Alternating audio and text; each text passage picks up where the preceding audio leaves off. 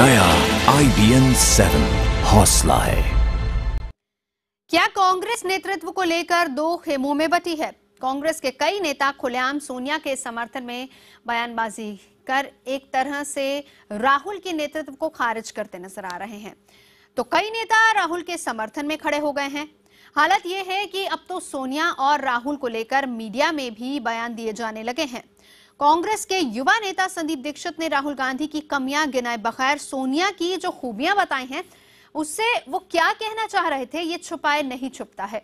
59 दिनों के अज्ञातवास से राहुल गांधी के लौटने के बाद हमारे deputy managing editor Sumit Awasthi ने संदीप दीक्षित से बात की और इस बातचीत में किस तरह से संदीप दीक्षित कांग्रेस के नेतृत्व को लेकर सोनिया के समर्थन में गर्मजोशी से नजर आए। सुनिए एक्सक्लूसिव बातचीत के कुछ अंश। अगर आज भी आप मुझसे पूछेंगे कि इस समय मेरे हिसाब से सबसे काबिल कौन है, क्यों सबसे काबिल, ये मतलब मैं फिर वही पूछ रहा हूं, क्यों? तो मैं आज भी सोनिया जी का नाम, सिर्फ काबिलियत या कोई और वजह? अनुभव है उनके पास, ऐसा है, अनुभव है उनके पास, उन्होंने काम किए हैं कांग्रेस के लिए, हर कांग्रेस के कार्यकर्ता की आस्था है उनमें, एक विश्वास है। और क्या जरूरत है, देखिए बदलाव कभी भी, चेंज, नई आइडिया, नए विचार तब आते हैं जब एक सामान्य स्थिति में बदलाव हो। इस समय असाधारण स्थिति है कांग्रेस के सामने। इस समय नई एक्सपेरिमेंट करना, नए लोगों को लेना, नई टीम को लेना, शायद एक ऐसा समय है जो नाजुक है, जो अभी ऑलरेडी चलती चली आ रही है कहानी, वही अगर हम चलाएंगे तो बेहतर रहेंगे। जब समय आएगा, आज नहीं, 2-3 साल बाद, 4 साल बाद, 3 साल बाद, मैं कह नहीं सकता हूं, जब एक समय ऐसा आएगा जब स्थिति और संदीप दीक्षित, ये वही राहुल गांधी है, होगी तो नए नेतृत्व भी आ सकता है। ये वही राहुल गांधी हैं जो यूपी में कांग्रेस को 22 सांसद जिता के देते हैं, तब कांग्रेस इनकी वाहवाही करती है। आज ये वही राहुल गांधी है जो एक चुनाव हार गए, 206 से 44 पर पहुंच गए, तो संदीप दीक्षित सवाल खड़े कर रहे हैं इन पर। नहीं, उनके कोई 44 की सीट लाने में कोई राहुल गांधी का उसमें योगदान नहीं है। देखिए सीधी बात है, वोट पड़ता है सरकार पे, यूपीए 2 के काम पे वोट पड़ा था। क्या हमारी सरकार ने उस समय काम किए, जो हमारे सामने मुसीबतें आई, शायद उनको हम ठीक से झेल नहीं पाए, अपनी एक परसेप्शन नहीं बना पाए। हम लोग तो बार बार कहते हैं कि जिस तरीके से अच्छा काम यूपीए 2 ने किया, उसके मुकाबले में हमें सीटें नहीं मिली, लेकिन अंततः इंसान ने तो यूपीए 2 के 5 साल पर वोट दिया था ना। और हमारे डिप्टी मैनेजिंग एडिटर से खास बातचीत में संदीप दीक्षित यही नहीं रुके। संदीप ने दावा किया कि ऐसा सोचने वाले वो अकेले नहीं हैं, उनकी सोच से पार्टी के कई और लोग भी सहमत हैं। सुमित जी, एक भी मुझे कांग्रेस का नेता मिला दीजिए जो अलग पक्ष रखता हो। बहुत से लोग भले आपके चैनल पे आके कुछ भी कहते हो, अरे बहुत से लोग कुछ भी कहते हो। दिग्विजय सिंह ने ऑन रिकॉर्ड कहा कि राहुल गांधी को अध्यक्ष बन जाना चाहिए, कमलनाथ ने कहा अध्यक्ष बन जाना चाहिए, हरीश रावत ने कहा अध्यक्ष बन जाना चाहिए। पब्लिक में राय है, नहीं वो उनकी पब्लिक में राय हो सकती है, मुझे कोई दिक्कत नहीं। मतलब प्राइवेट में उनकी राय दूसरी है, मतलब प्राइवेट में उनकी राय दूसरी है। जो उनमें से कईयों की, मैं इन लोगों की बात नहीं कर रहा, मैं तो कर रहा हूं जितनों से मैं मिला हूं, और मैंने इन लोगों का नाम ले लिया जिन लोगों में मैं मिला हूं। वो तो आप कह रहे हैं कि मैं इन लोगों से मिला हूं, नहीं तो कौन लोग हैं जो गलत है? कौन लोग हैं बहुत जो ये राय रखते हैं? मैं उनका नाम क्यों लेना चाहूंगा? अरे बताइए ना। अरे पब्लिक फोरम में बात हो रही है, ट्रांसपेरेंसी का जमाना है। नहीं सुमित जी, जिनसे मेरी पर्सनल बात होती है वो उनके मेरे बीच के विश्वास की बात। ऐसे कितने लोग हैं आपके यहाँ? कोई बहुत से लोग हैं। सीडब्ल्यूसी के कितने सदस्य हैं जो राहुल गांधी को अभी अध्यक्ष नहीं देखना चाहते हैं? एक आंकड़ा बताइए आपके। राहुल नहीं, ये राहुल जी से कोई संबंध ही नहीं है इसका कि राहुल जी को नहीं देखना चाहते। हम सब किसी न किसी दिन उनको अध्यक्ष देखना चाहते हैं। मैं अपने सवाल को रिफ्रेश करता हूं, ऐसे कितने लोग हैं जो सोनिया गांधी को देखना चाहते हैं कि वही कंटिन्यू करें सीडब्ल्यूसी में? मुझे कोई बता दीजिए, जो मुझे उसका नाम ले लीजिए जो इस समय अगर मौका मिलेगा सही में ना देखना चाहता हूं। मेरे हिसाब से 90 to 95% कांग्रेसमैन कार्यकर्ता जो है चाहता है कि इस समय सोनिया जी अध्यक्ष बनी रहें। तो कांग्रेस के शीर्ष नेतृत्व को लेकर पार्टी के भीतर गहरे मतभेद नजर आ रहे हैं। एक तरफ जहां दिल्ली से पूर्व सांसद संदीप दीक्षित सोनिया गांधी के नेतृत्व की सराहना कर रहे हैं, वहीं दूसरी तरफ दक्षिण मुंबई से पूर्व सांसद मिलिंद देवड़ा ने राहुल गांधी के पक्ष में ट्वीट किया है। क्या लिखा है मिलिंद देवड़ा ने राहुल गांधी के पक्ष में, ये भी हम आपको बताते हैं। क्षणिक गुस्से को हमें दरकिनार करना चाहिए, पूरी पार्टी को एक साथ आकर सोनिया जी को 17 साल के शानदार नेतृत्व के लिए आभार प्रकट करना चाहिए। ये बात मिलिंद देवड़ा ने लिखी है। राहुल गांधी के नेतृत्व में हमें आगे बढ़ना चाहिए, ये भी मिलिंद देवड़ा कह रहे हैं अपने ट्वीट में। तो मिलिंद देवड़ा ने अपनी राय यहां पर रखी है अपने ट्वीट में, उन्होंने ये बात कही है। और इससे पहले संदीप दीक्षित ने एक्सक्लूसिव बातचीत में IBN7 के साथ एक्सक्लूसिव बातचीत में उन्होंने अपनी राय वहां पर रखी। और मिलिंद देवड़ा भी चाहते हैं कि राहुल गांधी के नेतृत्व में पार्टी आगे बढ़े।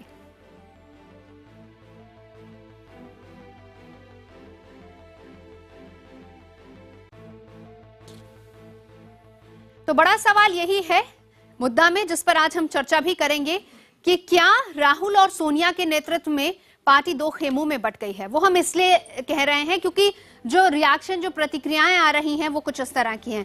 सोनिया गांधी के नेतृत्व की अगर हम बात करें, कौन कौन उनके साथ है वो हम आपको बताते हैं। शीला दीक्षित सोनिया गांधी के नेतृत्व में काम करना चाहती हैं। हरीश रावत अपनी आवाज पहली मुखर कर चुके हैं, बता चुके हैं। संदीप दीक्षित की एक्सक्लूसिव बातचीत आपने सुनी अभी हमारे deputy managing editor Sumit Awasthi के साथ, उन्होंने क्या बात कही। ये तमाम वो नेता हैं। इसके अलावा अमरिंदर सिंह ने भी 2 दिन पहले IBN7 से बातचीत में अपनी राय रखी थी कि सोनिया जी के नेतृत्व में ही हमें आगे बढ़ना चाहिए। ये वो चेहरे हैं जो कि सोनिया गांधी के साथ जाना चाहते हैं। अब जो राहुल गांधी के साथ आना चाहते हैं, जरा उन पर भी एक नजर डाल लीजिए। यानी वो जो कह रहे हैं कि हमें राहुल गांधी के साथ जाना चाहिए। कमलनाथ का ये कहना है कि राहुल गांधी के नेतृत्व में पार्टी को आगे बढ़ाना चाहिए। वो राहुल गांधी की सोच और उनके नेतृत्व पर भरोसा करते हैं। दिग्विजय सिंह, जो कि जिनको उनका पॉलिटिकल गुरु भी एक तरीके से कहा जाता है, वो भी राहुल गांधी की तरफ ही हैं। वो कहते हैं कि उन्हीं को आगे लेकर जाना चाहिए पार्टी को। मिलिंद देवड़ा, जिन्होंने ट्वीट भी किया है आज संदीप दीक्षित के बाद और राहुल गांधी के आने के बाद, उन्होंने भी अपनी राय रखी है, जिसमें उन्होंने कहा कि हमें राहुल गांधी के नेतृत्व में अब आगे बढ़ना चाहिए। और आपने देखा किस तरीके से एक एक कर तमाम लोग हैं। इसके अलावा जनार्दन द्विवेदी भी कह चुके हैं, अंबिका सोनी, ये सब सोनिया गांधी के साथ हैं। जयराम रमेश भी राहुल गांधी के साथ है। तो कहीं ना कहीं लग रहा है कि दो खेमों में बढ़ती नजर आ रही है कांग्रेस। एक राहुल खेमा है और दूसरा सोनिया गांधी का खेमा है। तो चलिए, हमारे साथ तमाम खास मेहमान हैं। मैं परिचय आपका करा देती हूं और उसके बाद हम इसी पर चर्चा करेंगे। हमारे साथ संबित पात्रा जुड़ रहे हैं, मेरे सहयोगी अमित, माफ कीजिएगा, मेरे साथ इस वक्त न्यूज रूम से अमिताभ सिन्हा जुड़ रहे हैं। विनोद अग्निहोत्री जी हमारे साथ हैं, कांग्रेस की तरफ से प्रेमचंद मिश्रा जी हैं, जेडीयू की तरफ से हमारे साथ हैं राजीव रंजन जी। सबसे पहले प्रेमचंद जी, मैं आप ही से जानना चाहूंगी, बड़ा सवाल तो यही है कि राहुल गांधी आए, इंतजार हो रहा था, ये भी कहा गया कि राहुल आ गए, अब कांग्रेस के अच्छे दिन आ जाएंगे, लेकिन यहां तो खेमों में बढ़ती नजर आ रही है कांग्रेस। कोई खेमाबाजी नहीं है। जो लोग कांग्रेस की कार्यशैली और संस्कृति को नहीं जानते हैं, उन्हें ये खेमाबाजी लगती है। सोनिया जी और राहुल जी एक दूसरे के पूरक हैं। सोनिया गांधी हमारी अध्यक्ष हैं, राहुल गांधी हमारी पार्टी के उपाध्यक्ष हैं और वो दोनों कांग्रेस के नेता हैं। इस देश का जितना एक से एक कांग्रेसी नेता या कार्यकर्ता या कांग्रेस का शुभचिंतक जो भी है, वो सोनिया गांधी और राहुल गांधी के नेतृत्व में ही काम करता है। और अगर कोई इन दोनों के बीच में ये सोचता है कि ये अलग अलग धारा के लोग हैं, अलग खेमाबाजी है, तो मैं समझता हूं या तो उसे जानकारी का अभाव है, ठीक है, या वो खबरों में रहने के लिए इस तरह की बातों को क्रिएट किया जाता है। प्रेमचंद जी, आपकी हम इस बात को मान लेते हैं। परंपरा रही है, हम नेता के साथ ही रहते हैं और यही दोनों हमारे नेता हैं। सोनिया जी आज वर्तमान में हमारी नेता हैं, राहुल गांधी भविष्य के हमारे नेता हैं। चलिए, आपकी ये बात मैं मान लेती हूं। कुछ ही देर पहले हमारे deputy managing editor Sumit Awasthi के साथ खास बातचीत में संदीप दीक्षित ने ये बात कही कि राहुल जी हमारे नेता हैं, लेकिन हम आगे बढ़ना चाहते हैं सोनिया जी के साथ, सोनिया जी को नेतृत्व अभी नहीं छोड़ना चाहिए। शीला दीक्षित अपनी राय रख चुकी हैं, हरीश रावत कह चुके हैं कि सोनिया गांधी के नेतृत्व में आगे जाएंगे। अमरिंदर सिंह ने यही सवाल किया था कि क्यों राहुल गांधी, क्यों नहीं सोनिया गांधी, जबकि उनकी अगुवाई में हम वैसे ही 10 साल तक केंद्र में काबिज रह चुके हैं। सिर्फ यानी अलग अलग राय सबके सामने आ रही है। देखिए, कांग्रेस बीजेपी नहीं है जहां अधिनायकवादी प्रवृत्ति हावी हो गई है। हमारे यहां डेमोक्रेसी है, राय रखना अलग बात है, लेकिन जब समय आता है हर व्यक्ति पार्टी नेतृत्व के साथ खड़ा रहता है। कांग्रेस का एक एक नेता और कार्यकर्ता सोनिया जी और राहुल जी के साथ खड़ा है और हमेशा खड़ा रहेगा। हमारे लेकिन ये बताएं, जब राहुल नहीं थे तब कांग्रेस ज्यादा यूनाइट नजर आ रही थी। नहीं, जब राहुल नहीं थे तब कांग्रेस, आपको याद होगा मनमोहन सिंह को जब समन आया था, किस तरीके से पैदल मार्च में पूरी पार्टी साथ थी। लैंड बिल को लेकर सोनिया ने पूरे विपक्ष को इकट्ठा कर लिया, सारा विपक्ष उनके साथ था। तो सोनिया जी कांग्रेस की अध्यक्ष हैं, हमारी नेता हैं। स्वाभाविक है उन्हीं की लीडरशिप में होगा। राहुल जी लेकिन भी ये उन्हीं राहुल के गांधी नेतृत्व के में काम रहते नहीं करते हैं। होता। हम सब उन्हीं के नेतृत्व में काम कर रहे हैं ना जी। सोनिया जी देखिए, इस चीज को समझिए, सोनिया गांधी जी कांग्रेस के अध्यक्ष हैं, वो हमारी नेता हैं, तो हम उनके नेतृत्व में ही तो काम करेंगे। राहुल जी उनके बाद पार्टी में, संगठन में सोनिया जी के बाद राहुल जी का स्थान है, वो हमारे भविष्य के नेता हैं। और अगर इन दोनों के बीच में किसी को लगता है कि कुछ अलगाव है, तो मैं समझता हूं उनको जानकारी का अभाव है। वो कांग्रेस की संस्कृति और कांग्रेस की परंपरा को नहीं समझने वाले लोग ही इस तरह की बात करते हैं। चलिए, आपने कहा कि सवाल आएगा, वो कांग्रेस की परंपरा और नीति को नहीं समझते। मैं वापस आऊंगी आपके पास, लेकिन मैं उन्हीं लोगों की बात सुना देती हूं जिनके बारे में आप कह रहे हैं कि कांग्रेस की नीति और परंपरा को नहीं समझ रहे हैं। कांग्रेस के ही लोग हैं। कांग्रेस में राहुल गांधी और सोनिया गांधी को लेकर जिस तरीके से बयानबाजी हो रही है, उसे सुनने के बाद पार्टी के अंदर, क्योंकि बहुत सारे विचार सामने आ रहे हैं, उमड़ घुमड़ करके एक एक कर तमाम लोग अपनी राय रखते जा रहे हैं, अपने अपने विचारों को रखते जा रहे हैं। कौन लोग हैं, जरा सुनाते हैं आपको। मैं चाहता हूं कि राहुल जी टेक ओवर करें, प्रेसिडेंट बने, आगे प्राइम मिनिस्टर बने, लेकिन सोनिया जी हैं और उनसे राहुल जी शक्ति लेंगे, प्रेरणा लेंगे, ये इसका हमको पूरा भरोसा है। क्योंकि शक्ति दोनों तरीके से आएगी, क्योंकि पार्टी में वो उनका उनके उत्तराधिकार के तौर पर आएगी और मां है आशीर्वाद के तौर पर आएगी। तो मैं समझता हूं कि राहुल गांधी जिस समय चुनौती आएगी वक्त के साथ, अभी तो बिस्मिल्लाह हुआ है हमारी चुनौती का, अभी तो चार एक साल और लड़ना है। तो इस लड़ाई में वो जब हमारा नेतृत्व करेंगे तो एक समय आएगा जब लोग कहेंगे हाँ जो काम सोनिया कर रही थी वही काम राहुल ने करके दिखाया। Nowhere at all have they used the word that you all are using, that Rahul Gandhi is incapable. Nowhere. I said Mrs. Gandhi is a great leader. She has led the party, and with her, all congressmen have a great comfort feeling. This is all I said. I also spoke to Mr. Razdan, who is the head of the PTI, as you all know, that this is being mischievously misinterpreted. Please stop it immediately, because it's embarrassing for me. मैं क्या समझता हूँ कि सोनिया जी की बहुत ज़रूरत है, and I hope कि उनकी हेल्प परमिटिंग कि वो हमारे साथ बहुत देर रहें और पहले अपनी पार्टी को ठीक करें, ऊपर ले जाएं, एंड फिर वो वाइस प्रेसिडेंट है, उसमें उनके साथ ही राइज करेगा। अगर 44 से हम 144 पहुंच जाएंगे, साथ ही 144 में हो जाएगा, एंड अगर हम गवर्नमेंट बनाएंगे, साथ ही गवर्नमेंट में जाएगा। तो ये कुछ ऐसे नेता हैं जिनका ये मानना है कि सोनिया गांधी को ही पार्टी को लीड करना चाहिए, लेकिन कुछ ऐसी आवाजें भी कांग्रेस के अंदर से आती हैं जिनमें ये आवाज सुनाई देती है कि सोनिया नहीं, अब राहुल गांधी को लीड करना चाहिए। कमलनाथ की आवाज उनमें से एक है, सुनवाते हैं आपको। क्या आपको लगता है राहुल गांधी को कांग्रेस का अध्यक्ष बना देना चाहिए? मेरा इसमें सोच बिल्कुल स्पष्ट है कि राहुल गांधी को कांग्रेस का अध्यक्ष बना देना चाहिए, क्योंकि उनको एक नई राजनीति का नक्शा बनाना है, उनको एक नए राजनीति का स्ट्रक्चर बनाना है, उसकी रणनीति बनानी है, और जिम्मेदारी सफलता और असफलता उनकी होगी। पर ये कि कुछ वो कर रहे हैं, कुछ सोनिया जी कर रही हैं, कुछ सोनिया जी राहुल जी से चर्चा करती हैं, कुछ राहुल जी सोनिया जी से चर्चा करती हैं, और इसमें देर हो जाती है, कुछ में संकोच होता है, किसमें कहीं बात नहीं चलती। तो इसीलिए आज बहुत बड़ी आवश्यकता है कि उनको पूरी जिम्मेदारी। तो सोनिया और राहुल का सवाल जब दिग्विजय सिंह के सामने आया तो किस तरीके से उन्होंने इस पर जवाब दिया, या हम ये कहें कि वो इस जवाब को टालते हुए एक तरीके से नजर आए, वो भी हम आपको सुनवाते हैं। कांग्रेस महासचिव दिग्विजय सिंह राहुल गांधी को रीलॉन्च करने की तैयारी में है। सर 19 तारीख को आप लोग राहुल गांधी को रीलॉन्च करने वाले हैं। रीलॉन्च क्या होता है? वो तो ऑलरेडी हमारे वाइस प्रेसिडेंट है, आप रीलॉन्च की बात क्यों कर रहे हैं? क्योंकि 2 महीने पता नहीं था ना कहाँ थे वो।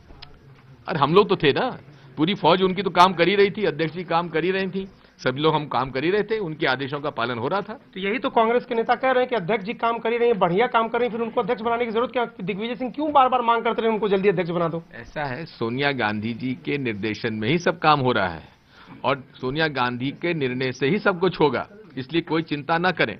आगे भी सोनिया गांधी के ही निर्णय से काम होगा। हर निर्णय में सोनिया गांधी जी का ही निर्णय सर्वोपरि हम लोगों के लिए है। दो खेमों में क्या बढ़ती नजर आ रही है कांग्रेस, क्योंकि एक तरफ विश्वास है और एक तरफ शायद लोग विश्वास नहीं कर पा रहे हैं। सभी लोगों ने ये बात तो कही कि ठीक है राहुल गांधी वाइस प्रेसिडेंट हैं, ठीक है, लेकिन सोनिया गांधी को ही लीड करना चाहिए।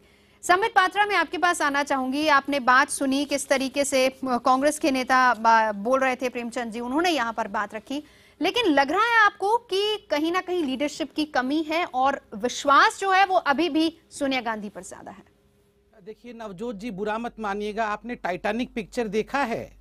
वो टाइटैनिक डूब रहा होता है तो वो 6 लोग होते हैं जो वायलिन बजाते रहते हैं, वो कुछ नहीं देखते हैं। ठीक उसी प्रकार का हाल आज कांग्रेस का हो रहा है। टाइटैनिक डूब रहा है मगर वायलिन बजाने वाले वायलिन बजा रहे हैं। मैं उनके बड़े बड़े कद्दावर नेताओं के वक्तव्य सुन रहा था, बड़ा आश्चर्य का विषय है। बड़ा बैलेंस बना के कभी सोनिया जी कभी राहुल जी, बस ओम जय जगदीश हरे इतना ही कहना बाकी रह गया था, बाकी तो उन्हीं की आरती ही उतारी जा रही थी। मगर ये उनका आंतरिक विषय है, जो उनको करना है वो जरूर कर सकते हैं। मगर इतना डिस्कशन हो रहा है उसका अर्थ यही है कि कुछ ना कुछ तो गड़बड़ है, और गड़बड़ यही है कि आज कांग्रेस नेतृत्व विहीन है। कोई नेता कांग्रेस के पास नहीं है। जब एक नेता होता है तब कंफ्यूजन नहीं होता है, और जब कंफ्यूजन होता है तब जानिए कि नेता नहीं है, तभी कंफ्यूजन है। प्रेमचंद जी, क्या कंफ्यूजन है अंदर? मैं समझ नहीं पा रहा हूं कि हमारे मित्र संबित पात्रा जी एक ऐसे पार्टी को रिप्रेजेंट कर रहे हैं जिसके पास नो विजन ओनली टेलीविजन, जो सिर्फ इस तरह की बातों करने वाले लोग हैं। अपने नेता के बारे में तो सोचते नहीं कि कितने बड़े बड़े नेताओं को दरकिनार करके मोदी मोदी मोदी, विदेश जाते हैं वहां भी मोदी। वो अगर इस तरह की बात कांग्रेस पर बोल रहे हैं तो इससे बड़ा आश्चर्य नहीं लग सकता कि कितने, ये हम तो इनको बड़ा मैच्योर्ड आदमी समझते हैं, लेकिन जो बातें अभी कर रहे हैं उसमें कहीं ना कहीं कंट्राडिक्शन दिख रहा है। व्यक्ति केंद्रित पार्टी बीजेपी को बनाने वाले लोग कांग्रेस पर अगर इस तरह से बात करेंगे, हमारे यहां कोई कंफ्यूजन नहीं है। कंफ्यूजन आपके यहां है, जो आप वर्किंग कमेटी में 2 दिन तक आडवाणी जी को बैठाकर रखते हैं और बोलने नहीं देते हैं। कॉन्स्पिरेसी वहां हो रही है। कांग्रेस की एक धारा है, सोनिया गांधी राहुल गांधी हमारे नेता हैं, हम उन्हीं के नेतृत्व में आगे बढ़ेंगे और राहुल गांधी ही नरेंद्र मोदी को रिप्लेस करेंगे।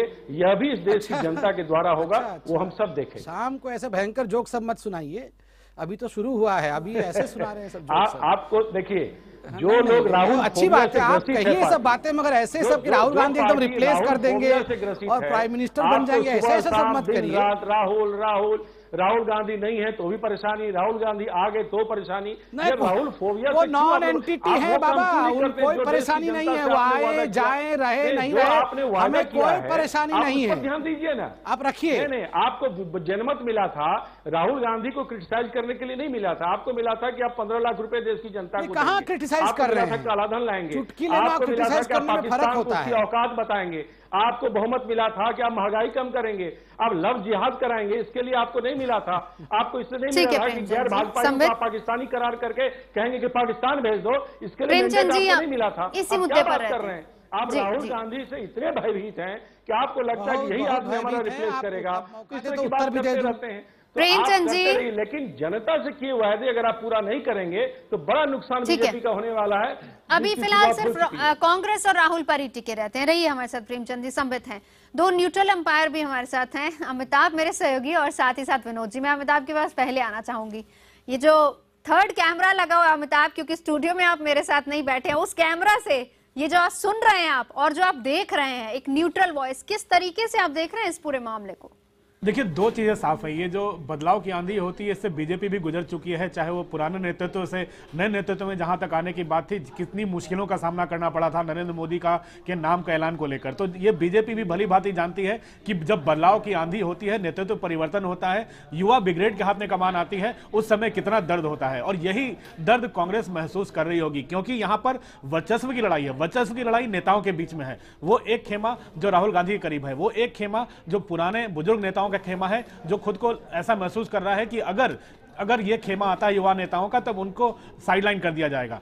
एक दूसरा खेमा यह है जो युवा नेतृत्व को आगे बढ़ाने की बात कर रहा है। तो एक वर्चस्व की लड़ाई भी है, साइडलाइन होने का भी खतरा है। तो कांग्रेस में वही बदलाव की आंधी चल रही है जो बीजेपी में आज से 2 साल पहले हो चुकी है, काम पूरा हो चुका है, बुजुर्ग नेताओं को दरकिनार किया जा चुका है। तो अब वही बदलाव की आंधी कांग्रेस में चल रही है, इसीलिए एक दूसरे को ठिकाने लगाने के लिए ऐसी बयानबाजियां हो रही हैं। कांग्रेस, जहां तक गांधी परिवार का सवाल है, गांधी परिवार ने एक लाइन सेट कर रखी है, मां बेटे, चाहे वो युवराज हो चाहे सोनिया गांधी हो, सबने एक लाइन तय कर रखी है, कब करना है, कैसे करना है, किस फॉर्म में परिवर्तन करना है। पार्टी के नेताओं की बयानबाजी यह है, कुछ को बचना है और कुछ को अपना अस्तित्व बचाना है। मैं विनोद जी, अमिताभ की बात से क्या आप सहमत हैं? नेतृत्व परिवर्तन की लड़ाई ठीक है, इसको समझा जाए, लेकिन ये इस बात पर भी हम गौर करें कि राहुल जब हिंदुस्तान में थे तब कांग्रेस इतनी एक्टिव नहीं थी। राहुल विदेश गए, चाहे वो मनमोहन सिंह को समन की बारी हो, सारी कांग्रेस एक साथ हो गई, लैंड बिल की बारी हो, पूरा विपक्ष सोनिया गांधी ने एक साथ एकजुट कर लिया। तो क्या हम इसको सिर्फ नेतृत्व परिवर्तन सोच की लड़ाई कहें या फिर कुछ और है? नहीं, देखिए, पहले तो मैं अमिताभ की बात से पूरी तरह सहमत हूँ। मैं वही लगभग बोलना चाह रहा था जो अमिताभ ने बोल दिया है कि बीजेपी भी इस दौर से गुजर चुकी है। जब नरेंद्र मोदी घोषित नहीं हुए थे तो कुछ नेता कहते थे अडवाणी जी हमारे नेता है, कुछ कहते थे नहीं मोदी जी को आना चाहिए, जेठमलानी, अरुण शौरी, ये सब मोदी जी का नाम लेते थे। वहीं विजय गोयल और तमाम लोग अडवाणी जी की बात करते हैं। तो बीजेपी भी गुजर चुकी है और संबित जी भी इस बात को जानते हैं। लेकिन आपका जो अगला सवाल है कि जब राहुल गांधी विदेश गए तो कांग्रेस ज्यादा एक्टिव हो गई। देखिए, सोनिया गांधी और राहुल गांधी की इस परिस्थिति में फर्क है। सोनिया गांधी 17 साल से कांग्रेस का नेतृत्व कर रही हैं। 1998 में जब सोनिया गांधी सक्रिय राजनीति में आई थी और 99 में जब वो चुनाव कांग्रेस पार्टी हारी, तो परसेप्शन यही था जो आज है, जो आज राहुल गांधी को लेकर परसेप्शन है, वही परसेप्शन तब सोनिया गांधी को लेकर के था। यही कांग्रेसी नेता दबे छुपे लुके मुंह से कहते थे अरे सोनिया गांधी ये क्या, ये महिला जो है कैसे जो है अटल बिहारी वाजपेयी जैसे कद्दावर नेता को हरा पाएगी। बीजेपी के लोग तो खुलेआम कहते थे कि भैया अपनी जो विदेशी मेम है इसको जब तक नहीं बदलोगे, तमाम सारी बातें होती थी। किसी को, हम सब लोगों ने कल्पना नहीं की थी कि 2000 चुनाव में अटल बिहारी वाजपेयी जैसा कद्दावर नेता, लोकप्रिय नेता, वो जो है उसकी सरकार, वो चुनाव हार जाएंगे और कांग्रेस की सरकार बन जाएगी, यूपीए की सरकार बन जाएगी। और सोनिया गांधी ने वो कर दिखाया। तो इसलिए किसी को ये गलतफहमी नहीं पालनी चाहिए कि परमानेंट कोई सत्ता में आया है। जो अहंकार, क्षमा कीजिएगा, आज मैं देखता हूं तमाम सत्ताधारी वर्ग के नेताओं में कि वो तमाम बड़े बड़े नेताओं को भी देशद्रोही हो जाने क्या क्या कह देते हैं। वही अहंकार यूपीए के नेताओं में दिखाई पड़ा था। जब नरेंद्र मोदी का नाम होता था तो यूपीए के नेता कहते थे कौन नरेंद्र मोदी, कौन है, कैसे आएंगे। आज नरेंद्र मोदी देश के प्रधानमंत्री हैं। तो मैं यही बीजेपी के नेताओं से भी अपील करूंगा कि थोड़ा सा इतिहास को याद करते हुए ये न कहें कि ये जोक है, क्या है। जनता जो फैसले करती है तो कोई जोक वोक नहीं रहता है। जनता अपने दिल्ली में देख चुके हैं हम जोक क्या हुआ। इसलिए यथार्थ को स्वीकार करते हो। और ये कांग्रेस के अंदर ये एक निश्चित रूप से नेताओं का सत्ता संघर्ष है। सोनिया गांधी और राहुल गांधी में कोई झगड़ा नहीं, ये सत्ता संघर्ष नेताओं का है। और जो पुरानी पीढ़ी के नेता हैं वो सोनिया गांधी के साथ ज्यादा कंफर्टेबल महसूस करते हैं, जो नई पीढ़ी के नेता हैं वो राहुल गांधी के साथ ज्यादा कंफर्टेबल महसूस करते हैं।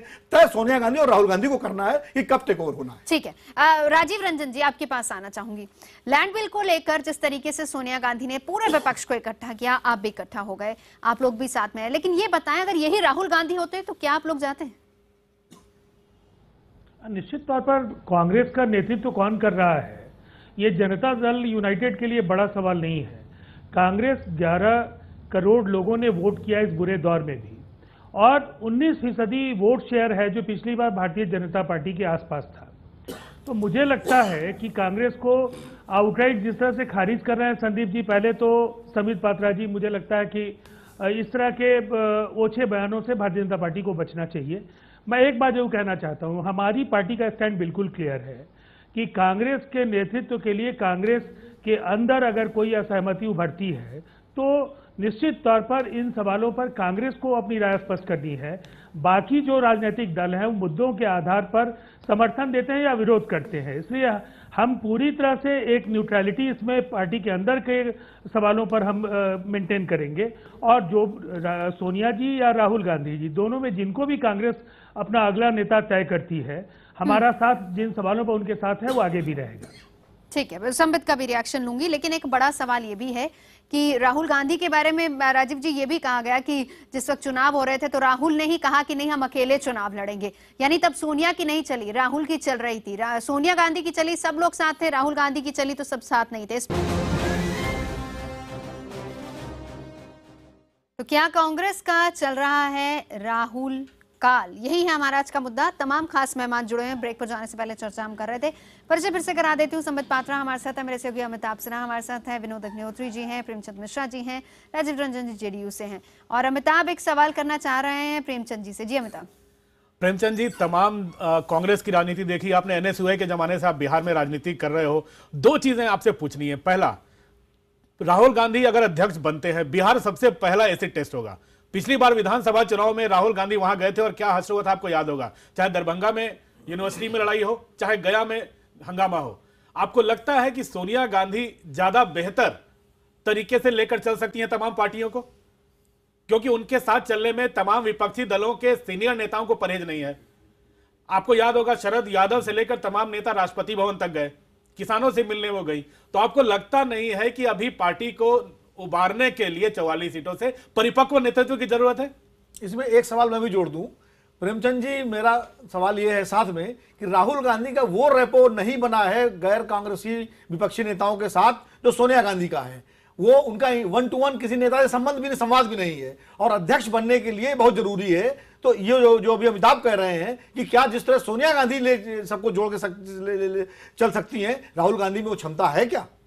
प्रेमचंद जी, जब सोनिया जी 99 में सीताराम केसरी जी के जगह पे कांग्रेस की अध्यक्ष बनी थी, क्या उस समय उनका वो रैपट था इन तमाम पार्टी के नेताओं के साथ? देखिए, जिम्मेदारी मिलने के बाद ये स्वाभाविक तौर पे इस तरह के रैपट डेवलप होते हैं। अभी आपने जेडीयू के प्रवक्ता बैठे हैं हमारे साथ, उनका बातों को आपने सुना है। हम भी बिहार में मांझी गवर्नमेंट को सपोर्ट किया, आज नीतीश गवर्नमेंट को सपोर्ट कर रहे। क्यों? क्योंकि हमने वैचारिक स्तर पे जेडीयू को सपोर्ट कर रखा है। जेडीयू लीडरशिप जिसको डिसाइड किया, हम उसको सपोर्ट कर रहे हैं। कांग्रेस लीडरशिप जो होगा, ये पार्टियां जो हमारे विचारधारा से मेल खाती हैं, जिनको हम सेकुलर मिजाज की पार्टियां मानते हैं, वो स्वाभाविक तौर पे कांग्रेस के साथ रहेंगे। उनके साथ हमारे बेहतर ताल्लुकात रहे हैं, आगे भी रहेंगे। इसलिए सोनिया जी के साथ लोग गए, राहुल जी के साथ नहीं जाएंगे, ये सवाल मेरे ख्याल से आज के डेट में एक बार राजीव जी से, ठीक है, एक बार राजीव जी से भी रिएक्शन लेंगे। जी प्रेमचंद जी, एक मिनट मुझे पूरा करने दीजिए। आप अपनी बात खत्म। बिहार के बारे में उन्होंने पूछा था। बिहार के चुनाव को लेकर मैं बता रहा हूं, बिहार में एनएसयूआई डेज से मैं इन चीजों को देख रहा हूं। हमारी कमजोरियां हैं जिसके लिए बिहार कांग्रेस से जुड़े तमाम बड़े छोटे नेता बहुत हद तक जिम्मेदार है। मैं तो ये मानता हूं हाईकमांड को फीडबैक हम देते हैं, हो सकता है हमारी फीडबैक गलत हो, हमारी पॉलिसी ऐसी रही हो। 90 से के बाद जब हम विपक्ष में आए हैं, हमने विपक्ष की भूमिका उतनी मजबूती से नहीं निभाई हो, तो विपक्ष का जगह बीजेपी ने लिया, हम तीसरे नंबर पे आ गए, फिर हम चौथे नंबर पे आ गए। ये जो हमारी कमजोरियां हैं, कहीं हाईकमांड के लिए इसमें दोषी ठहराना ये नहीं हो सकता। आप याद करिए, नरसिंह राव का काल क्या था, सीताराम केसरी जी का क्या किया था। 98 से हम अलायंस की पॉलिटिक्स में चले गए, अलायंस की पॉलिटिक्स चलते ज्यादा सीटों पर हमने चुनाव लड़ना छोड़ दिया, तो हमारे कार्यकर्ता शिथिल हो गए। कई इस तरह की बातें हुई हैं जिस वजह से कांग्रेस कमजोर हुई। तो सिर्फ राहुल जी सिर्फ सभा मीटिंग कर देंगे चुनाव में, उससे कांग्रेस के लिए परिणाम में परिवर्तित हो जाएगा। मैं समझता हूं कांग्रेस को बिहार में काफी परिश्रम करने की आवश्यकता है, और यह हम श्री राहुल गांधी के नेतृत्व में बखूबी करेंगे। प्रेमचंद जी, मैं इससे पहले कि राजीव जी के पास जाऊं, मेरा एक सवाल है आपसे। मैं इसी को कंटिन्यूटी में एक अगला सवाल आपसे करना चाहूंगी। जब अंदर खाते इस तरह की तलखियां होती हैं, या कहें कि नेतृत्व को लेकर ही कहीं सेटिस्फेक्शन नहीं होती, जैसे दो खेमों में एक तरीके से, चाहे अब आप कह रहे हैं कि वो सिर्फ विचार हो सकते हैं और हर किसी को विचार रखने की अपनी आजादी है, लेकिन ऐसे में जब सपोर्ट करते हैं वो भी तो डिवाइड हो जाती है फिर उसके बाद। देखिए, मैं बता रहा हूं, ये कांग्रेस की परंपरा रही है। हम सर्वानुमति से ही सब फैसले लेते हैं। हमारे लिए आला कमान ही सर्वोच्च संस्था है। सोनिया गांधी जी, कांग्रेस वर्किंग कमेटी, जो हमारी पॉलिसी मेकिंग बॉडी सबसे बड़ी बॉडी है, जब एक बार निर्णय हो जाता है तो सारे कांग्रेसी उस निर्णय के साथ खड़े होते हैं। यही हमारी खूबी है। इसलिए इन चीजों का कोई मतलब नहीं बनता है। अगर परिवर्तन होना है तो परिवर्तन एक हमारे जीवन के हिस्सा का एक अंग है। सोनिया जी आखिर कब तक नेतृत्व करती रहेंगी? उन्होंने बखूबी 17 साल तक हमें प्रतिष्ठा दिलाई है, और जो भी निर्णय होगा वो सोनिया जी के कंसेंट से होगा, और वो निर्णय इस देश के एक एक कांग्रेसी मानेंगे।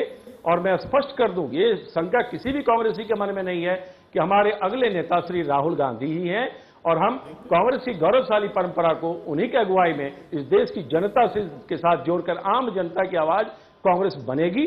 जिसमें युवा, बड़े, सीनियर सभी का मिश्रण होगा। इसलिए जो हमारी परंपरा रही है, प्रेमचंद जी, राहुल गांधी जी का जो रिकॉर्ड रहा है, आपको याद होगा कि युवा नेताओं को तरजीह देना। राहुल गांधी जी का रिकॉर्ड रहा है कि जो सीनियर नेता हैं उनको उनकी बातें सुन नहीं रहे थे, यंग नेताओं की एक कोठरी बन गई थी, जो कांग्रेस के कई नेता शिकायत कर रहे थे। तो वही चिंता कांग्रेस के सीनियर नेताओं को नहीं होगी अभी? नहीं, ठीक है, वो चिंता स्वाभाविक है, लेकिन राहुल गांधी जब बने थे तो वो यूथ एनएसवाई के इंचार्ज बनाए गए थे, तो स्वाभाविक है ज्यादा इंटरेक्शन उनका यंग लीडर्स के साथ होगा। ये तो एक प्रक्रिया का हिस्सा है। आज वो कांग्रेस के वाइस प्रेसिडेंट हैं, इसलिए आप इन चीजों को दूसरे ढंग से देखिए। अब उनका विस्तारित व्यक्तित्व सामने आने वाला है, हमें उसका इंतजार करना चाहिए। दूसरी पार्टियों की भी राय ले लेते। राजीव जी हमारे साथ जुड़े। राजीव जी, प्रेमचंद जी ने यहाँ पर एक बड़े अच्छे तरीके से एक्सप्लेन किया है, विचारधारा या फिर पार्टी को लीड कौन कर रहा है। जब आप साथ चलते हैं, जब आप लोग साथ जाते हैं, तो कहीं ना कहीं वो कॉन्फिडेंस बिल्डअप करने की भी जरूरत होती है। तो ऐसे में कौन सी चीज सबसे ऊपर देखी जाएगी?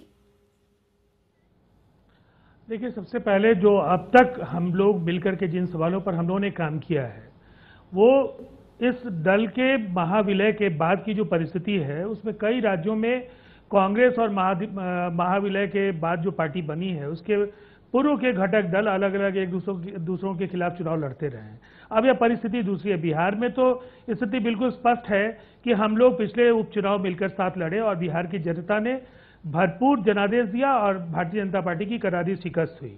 अब इस विलय के प्रक्रिया के संपन्न होने के बाद जो नया दल उभर करके आया, इस पर सिर्फ नेतृत्व तो फैसला करेगा।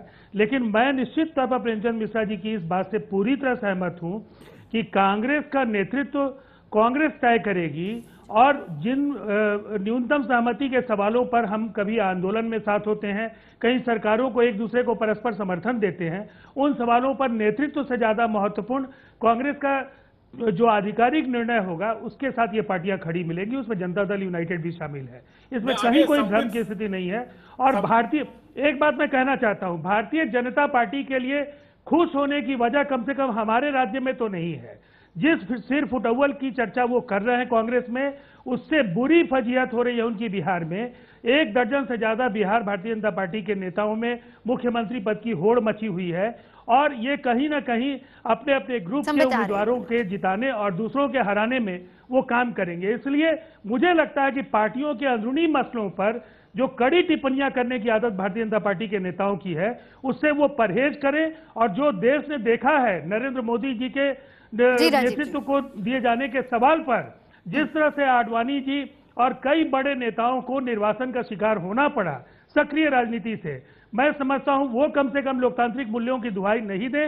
पूरी पार्टी आज मोदीमय हो गई है, और मोदी जी के सिवाय उस पार्टी में किसी नाम पर बात करने की अनुमति नहीं है। तो मुझे लगता है कि इस तरह की नसीहतों के बजाय अपनी पार्टी के शुद्धिकरण की दिशा में वो ईमानदार कोशिश करें। और 44 एमपी की पार्टी को 44 एमपी की पार्टी को 1 सेकेंड 44 पार्टी के एमपी को वो खारिज कर रहे हैं कि कभी उनका प्रधानमंत्री नहीं होगा।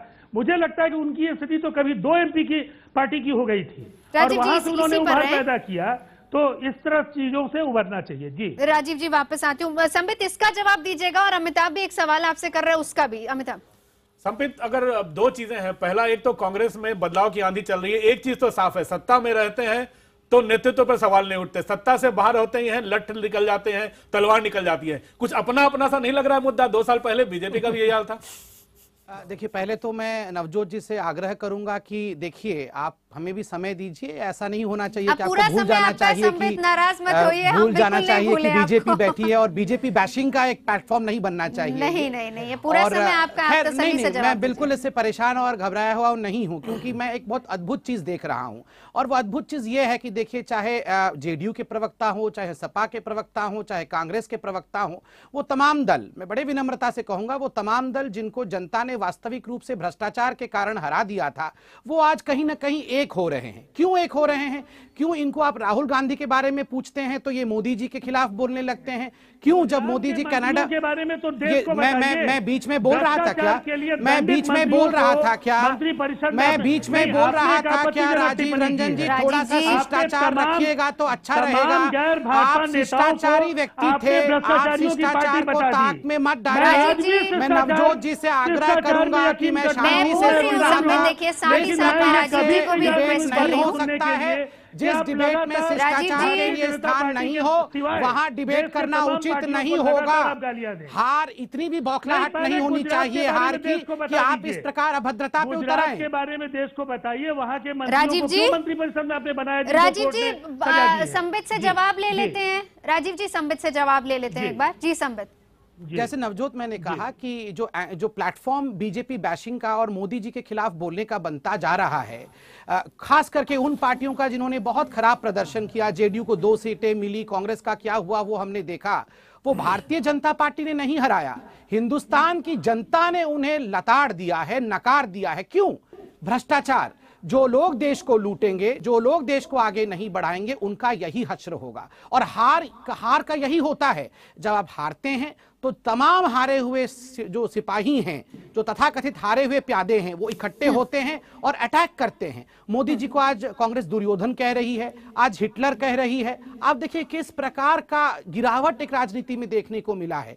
हमारे लिए घबराने का नहीं, हमारे लिए आनंदित और प्रफुल्लित होने का समय है कि देखिए जो बौखलाहट हम आज विपक्ष में देख पा रहे हैं वो इस कारण से है, कहीं ना कहीं विपक्ष का अस्तित्व समाप्त हो रहा है। दूसरा महत्वपूर्ण विषय कांग्रेस को लेकर, पूरे डिबेट में केवल 2 नाम, सोनिया बने या राहुल बने। क्यों? कोई दूसरा व्यक्ति नहीं है क्या?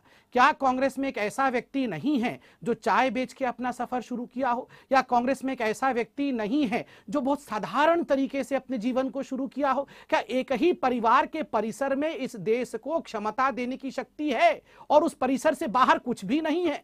आखिर कब तक इस देश में एक साधारण व्यक्ति प्रधानमंत्री बनने का सपना नहीं देख सकता है? और ठीक यही प्रश्न नीतीश कुमार जी के पार्टी के लिए भी है। क्या नीतीश कुमार से बाहर किसी और परिवार, किसी और व्यक्ति में यह क्षमता नहीं है कि वो बिहार के बारे में सोच सके? नहीं, ये लोग परिसर से बाहर बढ़ के सोच ही नहीं सकते हैं, क्योंकि परिसर में बंधे हुए लोग उसी परिसर में, उसी कैंपस में रहेंगे, डायनास्टी में ही रहेंगे। जी संबित जी।